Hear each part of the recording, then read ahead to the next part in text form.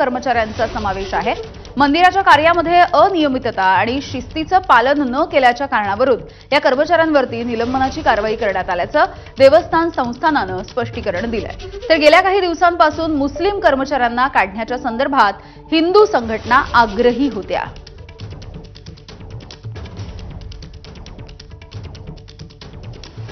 आणि याविषयी बोलूयात। राष्ट्रवादी शरद पवार यांच्या गटाचे नेते जितेंद्र आव्हाड आपल्यासोबत आहेत। आव्हाडजी, एक मोठी बातमी आपण बघतोय। शनी शिंगणापूर देवस्थानामध्ये कार्यरत असलेल्या 167 कर्मचाऱ्यांना अचानकपणे कामावरून काढून टाकलं गेलं। 114 मुस्लिम कर्मचारी आहेत यामध्ये। हा वादच त्याच्यावर सुरू झाला। काय चालू आहे महाराष्ट्रात? काय महाराष्ट्राची ओळख आहे? जगभरात देशभरात महाराष्ट्राची महाराष्ट्र पुरोगामीसाठी ओळखला जातो। जातीभेद धर्मभेद हे कधीच गाडून टाकले गेले। नवीन काय सुरू झालंय?